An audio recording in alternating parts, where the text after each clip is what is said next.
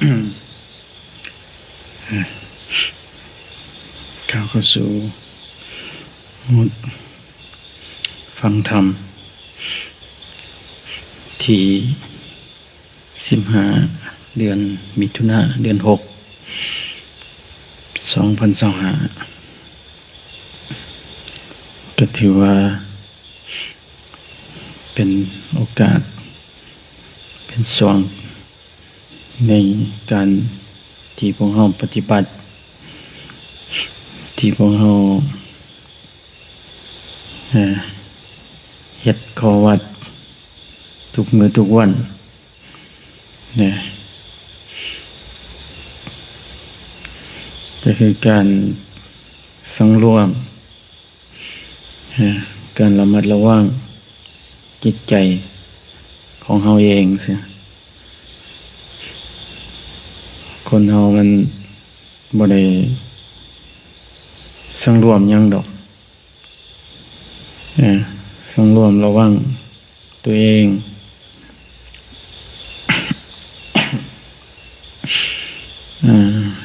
สังรวมกายสังรวมวาจาสังรวมใจคนอื่นสิดีคนอื่นสิเป็นจังไดอย่าไปยินดีอย่าไปพอใจในคนอื่นสินะคันผู้ที่ปฏิบัติอย่าลีนะผู้ที่ อยากพ้นจากทุกข์ อยากพ้นจากทุกข์ก็สินะก็คือ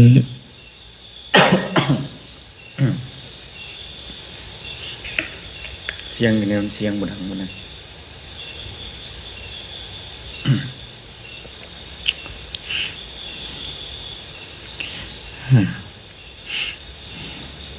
ผู้ที่อยากพ้นจากทุกข์จังซี่นะ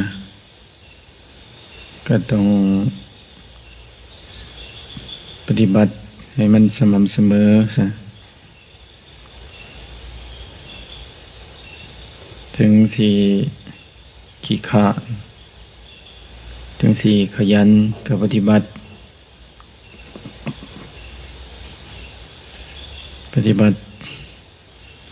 สังรวมกิเลสเจ้าของสังรวมระมัดระวังใจเจ้าของ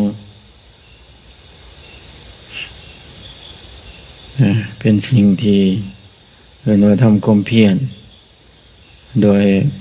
พละหาสิศรัทธาวิริยะสติสมาธิปัญญาสิพละก็คือเป็นสิ่งที่ควรเอาใจใส่ควรเน้นหนักนะ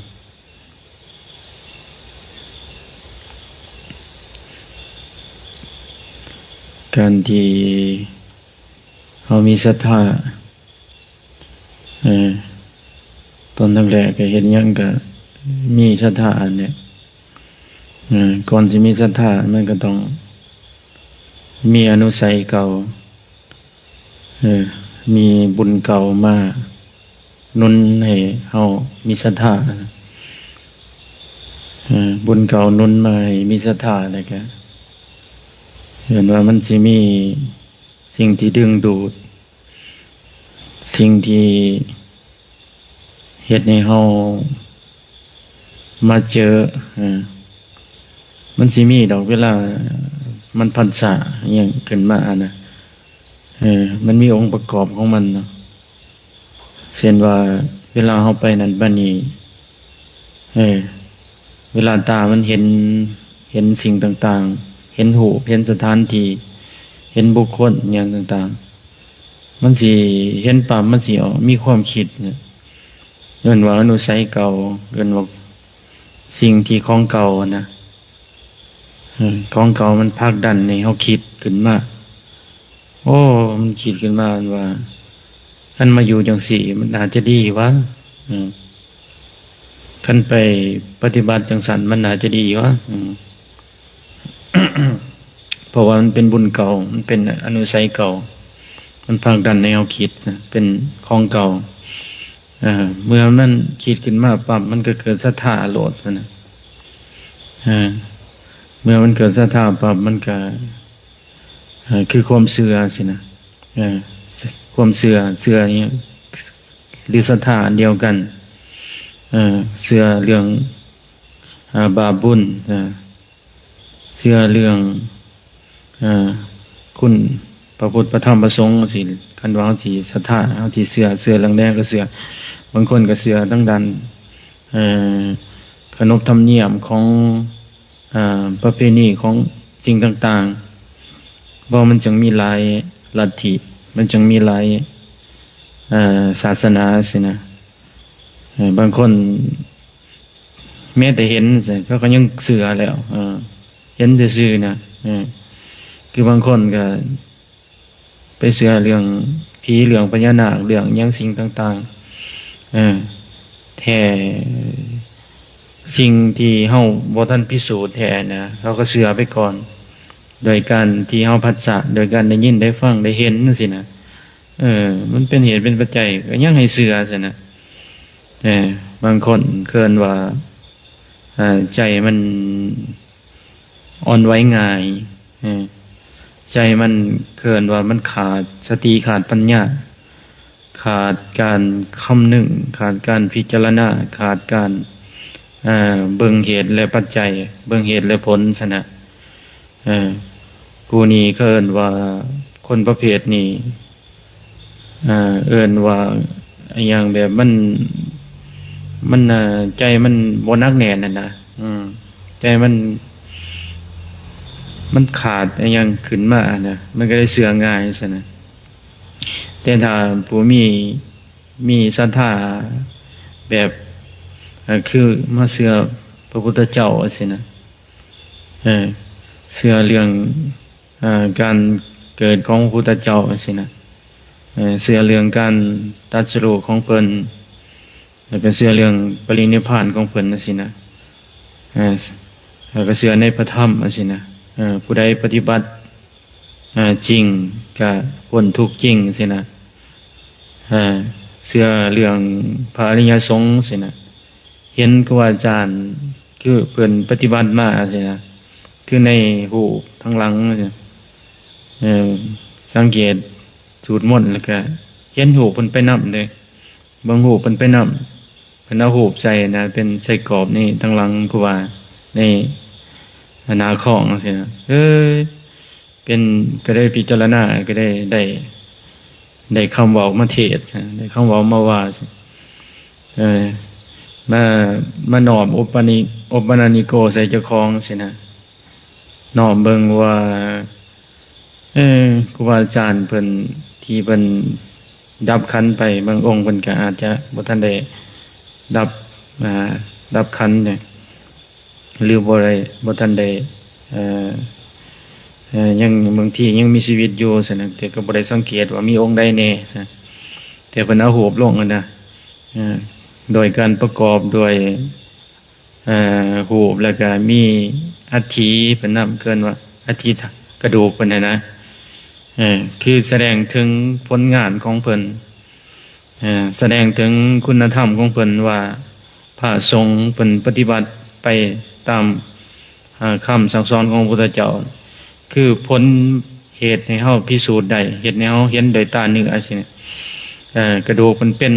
กลายเป็นพระธาตุสินะกระดูกมันกลายเป็นสิ่งที่เอิ้นว่าเป็นของบริสุทธิ์สินะก็ได้น้อมมาเจ้าของเบิ่งว่าถ้าแต่ตายบ่จังสิพิสูจน์ได้ว่าตนเองหรือว่าผู้ใดผู้หนึ่งเป็นได้คุณธรรมขั้นสูงจังซี่แล้วก็มีสิ่งที่พิสูจน์ได้คือเพิ่นจังซี่นะสิ่งที่พิสูจน์ได้คือเพิ่นก็ได้มันของจังซั่นมันเบิ่งกันยาวนานนะมันเบิ่งกันแต่ที่จริงแล้วก็ให้เฮาก็เชื่อไว้ว่า ถ้าว่าเฮาปฏิบัติตามจริงจังซี่นะ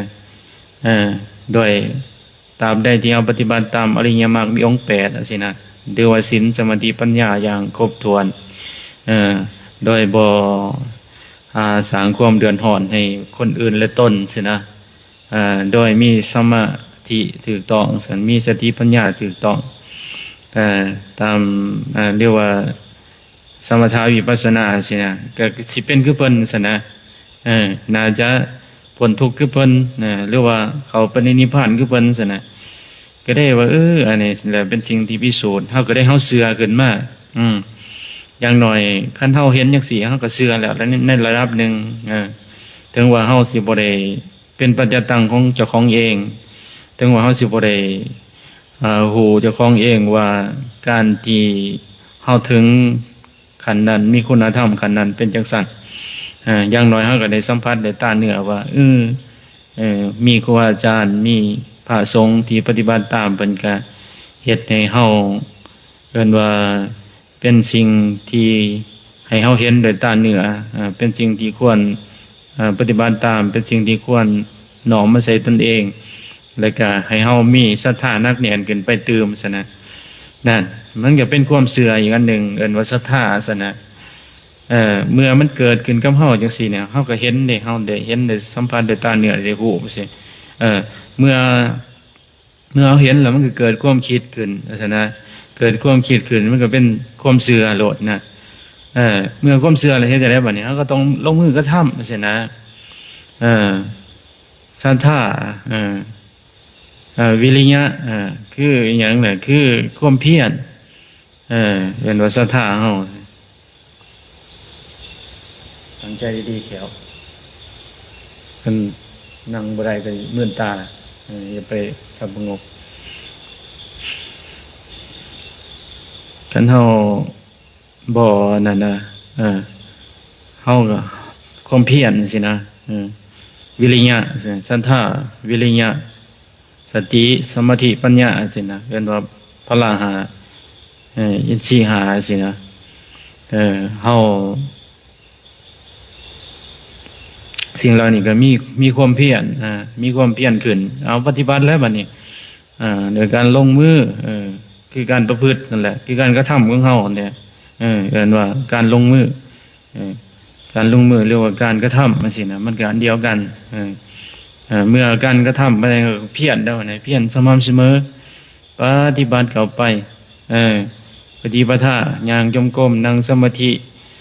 เรียกว่าสิเบิ่งลมทุกกิริยาบถพุทโธทุกลมหายใจทุกลมหายใจเข้าทุกลมหายใจออกเล็งมันความเพียรถ้าตามได้ที่ใจเฮาบ่ทันเป็นสติบ่ทันเป็นมหาสติบ่ทันมีปัญญาเพียงพอบ่ทันสมบูรณ์บริบูรณ์ใช่เร่งมันเข้าไปเพียรยังไงเพียรละมาดระวังโดยการเพียรตั้งจิตไว้กรรมฐานของเฮาสินะตั้งจิตไว้ลมหรือว่าตั้งจิตไว้พุทโธยับยั้งบ่ให้มันคิดไปทางด้านอกุศลซะนะสิ่งที่เป็นบาปบ่ให้มันเกิดขึ้นบ่ให้มันคิดไปเด็ดขาดแม้แต่สิ่งที่เป็นบาปซะนะเราว่าระมัดระวังอยู่ลักษณะมันจะสิเป็นความเพียรเพียรละบัดนี้เมื่อเพียรบ่ให้มันเกิดขึ้นแล้วก็เพียรละเพียรละบาปมันที่มันเกิดขึ้นแล้วก็เพียรละสิ่งที่สัญญาเก่ามันมีดอกแต่ละคนนี่สัญญาเก่ากันว่ามันสิพุ่งขึ้นมาดอกเพราะว่าก่อนเฮาบ่มาเจอคำสั่งสอนของพระพุทธเจ้าสินะก่อนเฮาบ่ทันมาเจอศาสนาสิโอ้ยเฮากระทำมันยังปนเปมามกบนมาหลายสิ่งหลายอย่างบัดนี้หลังจากเฮามาเจอแล้วเฮาก็มาปฏิบัติสิแหละอดีตมันสิพุ่งขึ้นมาโอ้ยขนาดนั้นมันสิพุ่งขึ้นมาเฮ็ดแนวลำบากใจเฮ็ดให้เฮากังวลใจเฮ็ดให้เฮาเดือดร้อนใจบ่เป็นสุขดอกในช่วงปฏิบัติใหม่ๆนี่ปานสมองมันสิแตกทิ่มพุ่นแหละสัญญาเก่ามันสู้กันน่ะนะ ระวังจิตของเฮาสิมันวกวนไปแต่ในสัญญาเก่าในอดีตเก่าๆซ้ำๆเดิมๆอยู่ก็สร้างมาสิประคับประคองจิตของเฮาสินะก็สร้างเฮาสิระมัดระวังก็สร้างเฮาสิตั้งจิตมันได้ในลมหายใจบ่ในพุทโธซะมันวอกแวกไปข้าวเรื่องก็วอกแวกไปโอ้ยจิตเฮามันเป็นจังซี่คือลิงนี่แหละเต้นก็วอกแวกอยู่ส่วนหลายมันจะเต้นไปในอดีตหลายส่วนหลายกว่าอนาคตสินะเอิ้นว่าสังขารความปรุงแต่งคิดไปแต่นำอดีตสินะเอิ้นว่ายับยั้งละอกุศลสิ่งที่เป็นบาปที่ยังบ่เกิดแล้วก็บ่ให้เกิดขึ้นอีกบัดนี้บัดนี้ตั้งจิตเพื่อละอกุศลธรรมอันเป็นบาปที่เกิดขึ้นแล้วนะบัดนี้ประคับประคองจิตสร้างกุศลบัดนี้หลังจากละบาปละหยังแล้วก็มันสร้างประคองจิตให้มันเป็นกุศลอย่างเดียวคือกุศลอย่างเดียวก็คือเวลามันคิดขึ้นมาน่ะเฮาคิดแต่เรื่องดีๆซั่นนะคือเห็นครูบาอาจารย์เพิ่นไปช่วยนำท่วมในมื้อนี้ก็เห็นหมู่คณะไปช่วยนำท่วมสิ่งเพิ่นก็คิดว่ามันเป็นประโยชน์เพิ่นก็ช่วยหรือว่าเฮามานั่งสมาธิสิมันเป็นประโยชน์ก็ช่วยซั่นน่ะหรือว่าเทศนาสิบอกว่าธรรมะสิมันก็เป็นประโยชน์สินะมันก็เป็นบุญมันก็เป็นกุศลซะมันก็เฮ็ดสิ่งเหล่านี้กันว่าประคับประคองให้มันเนี่ยเกิดประโยชน์ซะนะให้มันเป็นบุญเนี่ยแล้วน้องมันก็เป็นบุญอันหนึ่งซะนะสร้างกุศลธรรมที่ยังบ่เกิดให้เกิดขึ้นหรือว่าภาษาบาลีว่าอนุปันนานังกุศลานังธัมมานังอุปาทายะสันทังสเนติวายะมติวิริยังอละภติจิตตังปัจขันหาติปัฏฐาหาติสินะเรียนว่าประคองจิตเพื่อสร้างกุศลธรรมที่ยังบ่เกิดให้เกิดขึ้นสินะเป็นจริงที่เรียนว่าเฮาประคับประคองของเฮาสินะบัดนี้สร้างขึ้นแล้วก็ให้มันพอกพูนขึ้นให้มันดีขึ้นให้มันเจริญขึ้นให้มันเต็มรอบกุศลธรรมนี่นะเป็นว่าคันเว้าเนี่ยอันนั้นว่าสัมมาวายโมสัมมาวายโมการสร้างความเพียรซะนะโอ้แมวมันอยากออกกล่อง สร้างความเพียรสิเนี่ยเป็นสิ่งที่เอิ้นว่ามีศรัทธาแล้วก็มีวิริยะคือความเพียรความเพียรนี่ก็เป็นสิ่งที่สำคัญนี่เฮ็ดพอพูดอยู่ซะนะบัดนี้มีความเพียรแล้วก็มีหยังบัดนี้ศรัทธาวิริยะแล้วก็สมาธิสมาธิคือความตั้งมั่นสินะตัวสมาธินี่แหละสำคัญคือความตั้งมั่นของใจเมื่อเฮาละอกุศลแล้วเฮาสร้างแต่กุศลพอพูดเนี่ยมันเกิดแล้วก็เฮาก็มีความตั้งมั่นอีกเฮ็ดจังซั่นน่ะอยู่ในพิจารณาอยู่ในพุทโธของเฮากลัวมันสิข้ามพุทโธมาได้กลัวมันสิเป็นอัตโนมัติกลัวมันสิดีกลัวจิตใจเฮาสิตั้งมั่นได้หั่นมันผ่านหยังผ่านที่เฮาละอกุศลธรรมเอิ้นว่าเฮาสติเฮาอัปเกรดขึ้นเอิ้นว่าเฮาอยู่ในฐานของสมาธิดีขึ้นในระดับหนึ่งแล้วเฮาจึงเสียในจิตใจเฮาตั้งมั่นได้ที่คันจิตใจมันตั้งมั่นได้ในฐานนี้มันก็สิเป็นสมาธิให้เฮา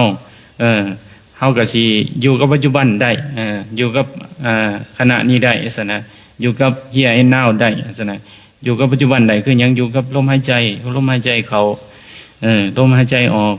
หรือว่าอยู่กับหายใจเข้าพุทหายใจออกโธ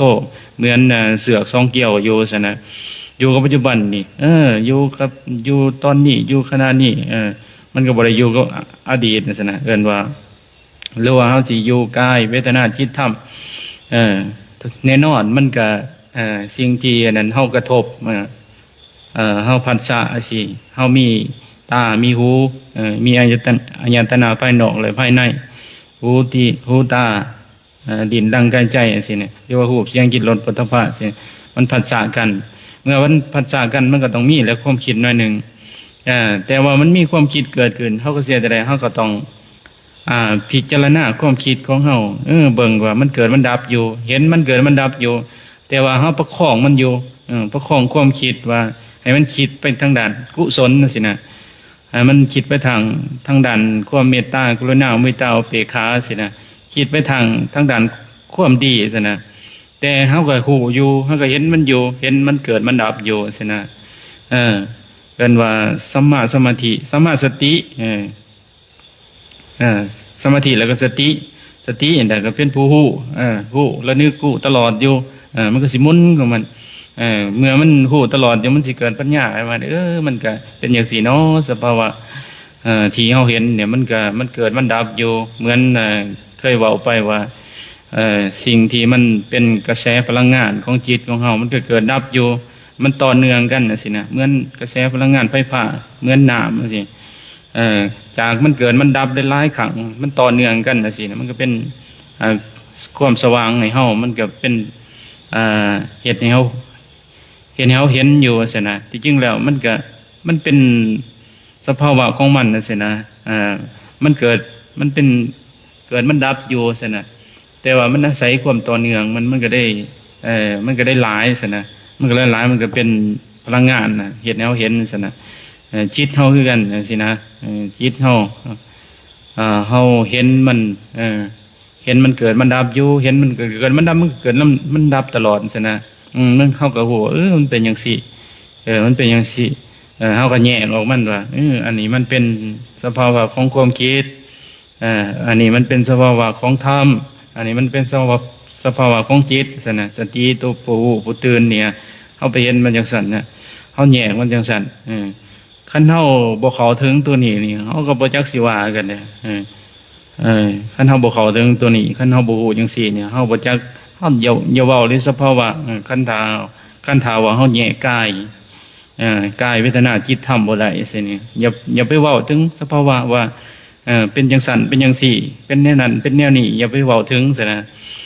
ซะนะเฮาต้องเข้าถึงตัวนี้ก่อนเฮาจังสิโอ้แยกมันซะนะ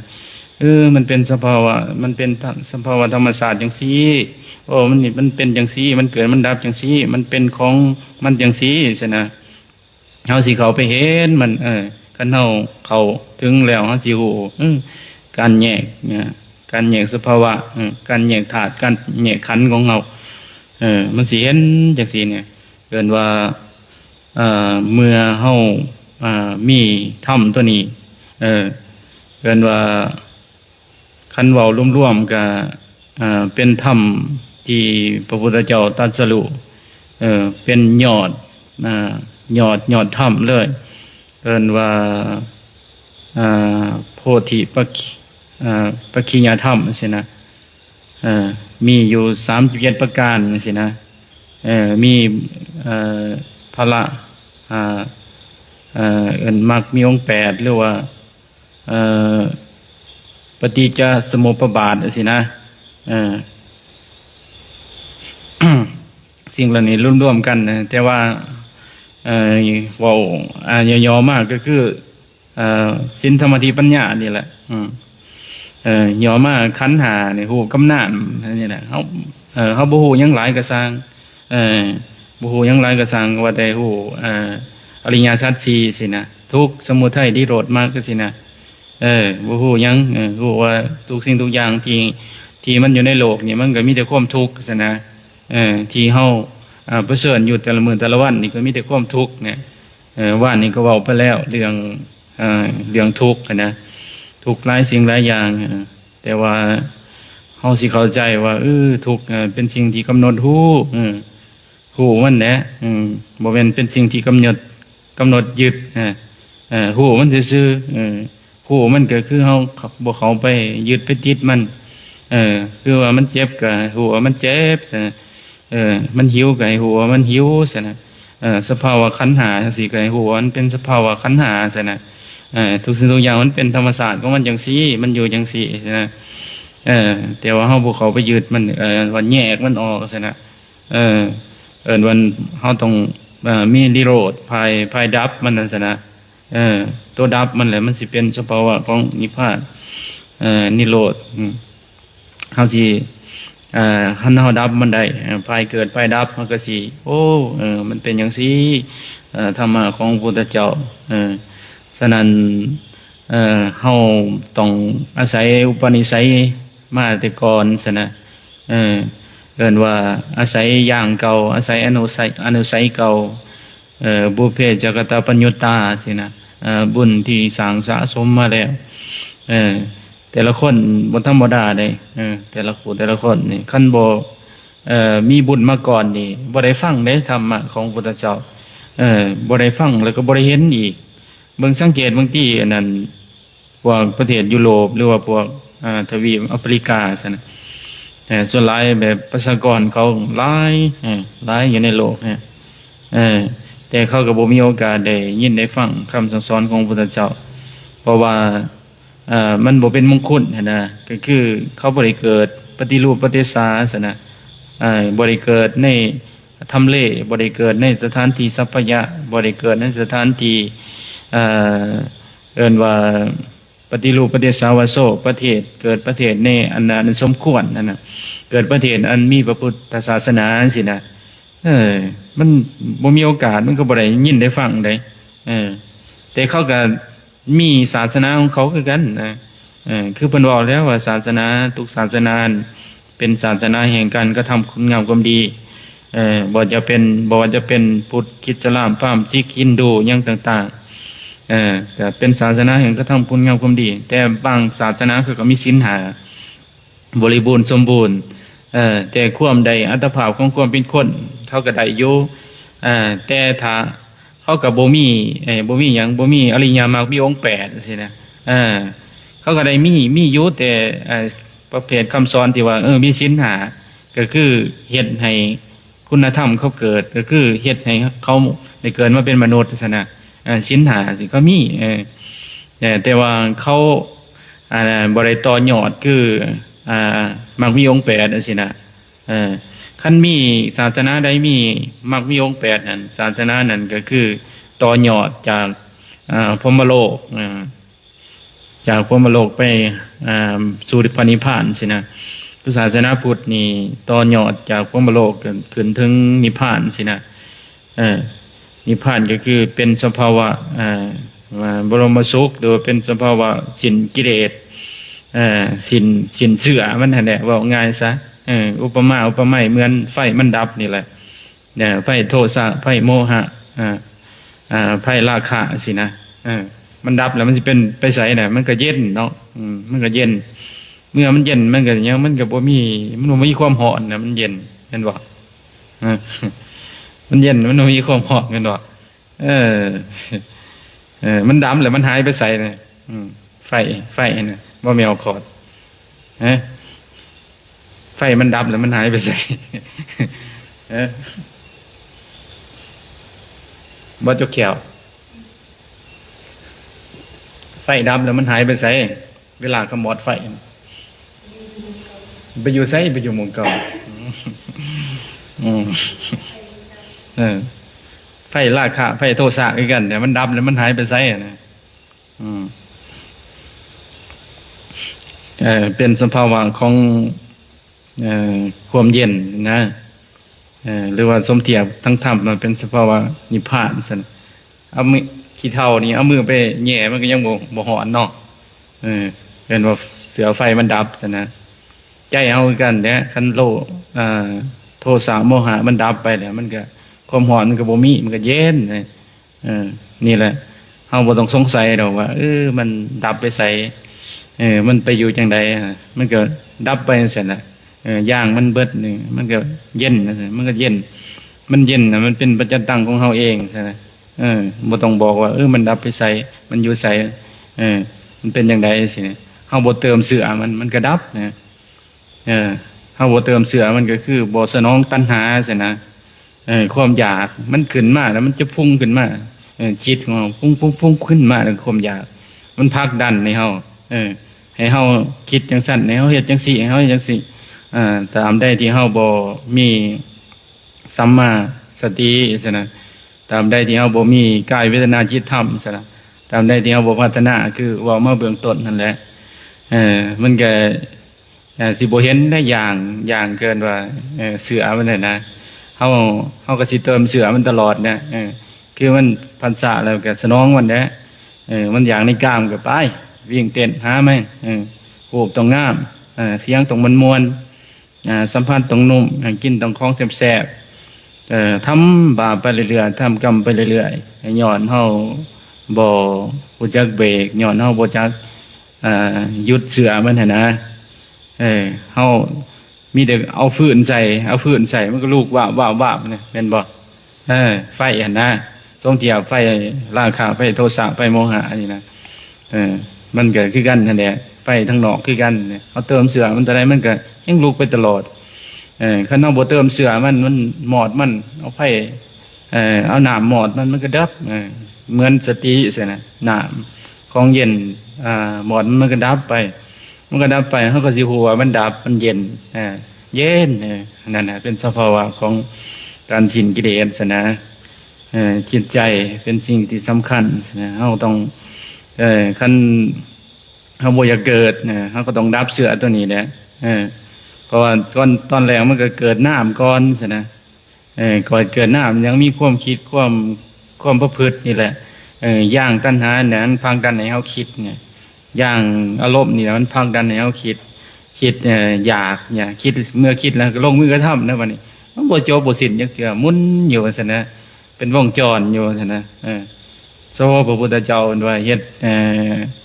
ธรรมจักรซะนะหมุนธรรมจักรแบบเป็นวงกลมอยู่เห็นบ่ฮู้ในกเสียนพระพุทธรูปนั่นเอิ้นว่ากาธรรมจักรเลยฮะหมุนอยู่หมุนเวียนตายเวียนเกิดอยู่เกิดในภพน้อยภพใหญ่อยู่ตามใดที่เฮาบ่ดับเสือมันนะตามใดที่เฮาบ่ดับยางมันจะเป็นจังซั่นก็คือสิสมมาพระควรแก่เวลาก็ขอน้อมเอาคุณพระพุทธพระธรรมพระสงฆ์จงมาปกปักรักษาให้พวกเฮามีความสุขความเจริญมีอายุวันนะสุขขังมีใจดีใจสบายทุกตนทุกคนมีดวงตาเห็นธรรมขอขาดเถิด